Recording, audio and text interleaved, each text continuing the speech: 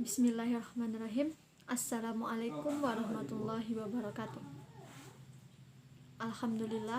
Alhamdulillahirabbil alamin.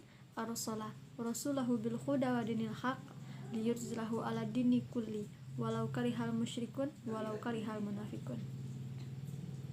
Asyhadu an la ilaha illallah wa asyhadu anna Muhammadan abduhu wa rasuluh la nabiyya ba'dah amma ba'du. Honorable, my teacher speaks English. Honorable, my student PBA A. Hello everyone. Before begin our presentation, I will introduce my team. My name is Afiza Prameswari, NIM 222165. My team member Latif Nurdiansyah, Ika Wijayanti, and Muhammad Ruli Aulia. My name is Latif Nurdiansyah, NIM 2221059. My name Ika Wijayanti, NIM 221015. My name is Muhammad Ruli Aulia, NIM 2221009. Okay, I'd like to give presentation about noun. First of all, the meaning of the definition of noun. Noun is our class that describe the name of a person, place, or all things and everything that is noun. So, nouns divided into 12. They are common noun, proper noun, countable noun, uncountable noun, abstract noun, concrete noun, collective noun, compound noun, singular noun, plural noun, possessive noun, and the last is material noun. So, we focus on the first noun is common noun. Common noun is the usual or universe of noun. For the example is handphone, t-shirt. And the second is proper noun. Proper noun is different with common noun. If common noun is universal noun and proper noun is more specific noun. The example is handphone.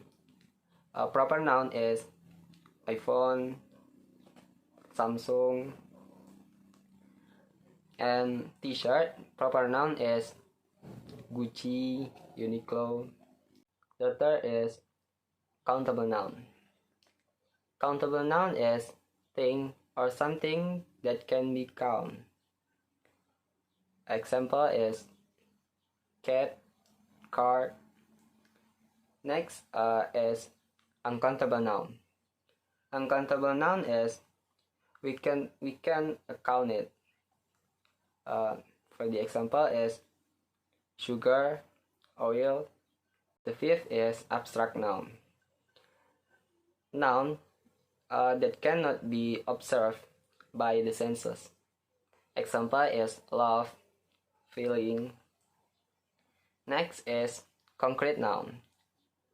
Something that can be seen physically. Example is floor, book. Next is a collective noun, a name of group, seperti army, family, flock. Selanjutnya ada compound noun. Compound noun adalah kata yang terbentuk dari dua noun, seperti newspaper, cupboard, dan lain-lain. Selanjutnya ada singular noun. Singular noun adalah kata benda yang merujuk pada jumlah tunggal. Seperti a book, a pen. Selanjutnya ada plural noun. Ini adalah kebalikan atau lawan dari singular noun. Itu kata benda yang memiliki jumlah lebih dari satu. Biasanya ini ditandai dengan ditambah dengan s, es, atau en. Contohnya adalah books, tables. Selanjutnya adalah Possessive noun. Possessive noun adalah kata benda yang digunakan untuk menyatakan kepemilikan. Contohnya, Sandy's house. Yang terakhir adalah material noun.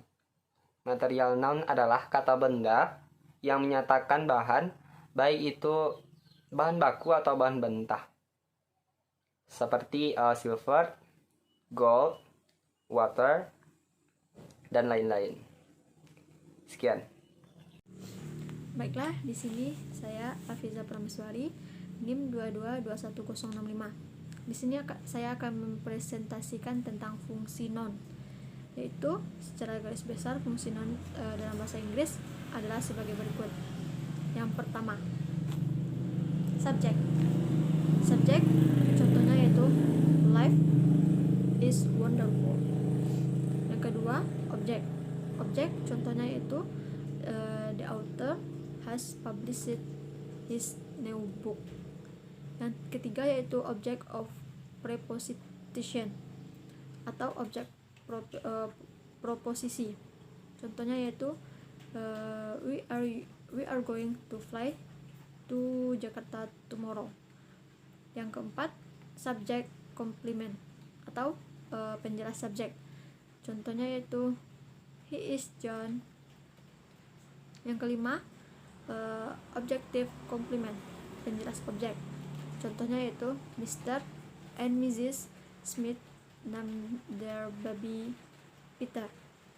Yang keenam yaitu modifier of noun phrase, penjelas noun phrase.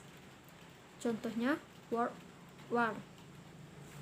Yang ketujuh yaitu head of noun phrase, inti noun phrase. Contohnya yaitu English test. Sekian dari saya. Saya lanjut kepada pemateri selanjutnya. Baiklah, saya Muhammad Ruli Aulia, NIM 2221009 akan menjelaskan verb kata kerja bersama Ika Wijayanti. Yang pertama, pengertian verb. Verb atau kata kerja adalah kata yang menunjukkan aktivitas dan keadaan ataupun kondisi suatu hal. Yang kedua, macam-macam verb atau kata kerja. Yang pertama, dilihat dari segi penggunaannya, verb juga terbagi menjadi 3. Yang pertama, infinitif. Infinitif adalah kata kerja asal. Contohnya study, read, cut, go, dan lain-lain. Contohnya, I read a letter now. I go to school. We study English in the class. Yang kedua adalah preterite atau kata kerja lampau, past tense. Contohnya, I wrote a letter yesterday. Dalam pembagian ini preterite, tanda-tanda preterite adalah masa lampau. Kata-kata masa lampau seperti yesterday, year ago, week ago, dan lain-lain. Pokoknya masa lampau. Nah, contohnya yaitulah I wrote a letter yesterday. Yang kedua, I locked at my house yesterday. Yang ketiga dari pembagian verb dari segi penggunaannya adalah past participle, adalah kata kerja sempurna. Kata kerja sempurna atau past perfect tense ataupun past present tense. Ciri-ciri dari past participle adalah menggunakan kata have, has, maupun had. Contohnya adalah I have drunk milk this morning. Contoh kedua, we has take a book this week. Yang kedua, jenis-jenis verb atau macam-macam verb yaitu dari segi perubahannya. Dari segi perubahannya terbagi juga menjadi 2. Yang pertama, irregular verb adalah kata kerja beraturan. Maksudnya kata kerja infinitif yang berubah menjadi preterite ataupun past participle itu beraturan, hanya menambah ed atau ed. Dalam bahasa Indonesianya e dan d. Contohnya itu contohnya yaitu play, bermain, play it. Yang kedua over it. Yang kedua adalah dari segi perubahannya ada irregular verb. Irregular verb adalah kata kerja yang tidak beraturan. Maksudnya kata kerja infinitif yang berubah menjadi preterite ataupun past participle itu tidak beraturan, tidak ada tanda-tandanya. Contohnya menulis, read. Verb satunya read, verb 2-nya wrote, verb 3-nya pun wrote. Baiklah, di sini saya akan melanjutkan penyampaian materi verb dari segi penggunaannya.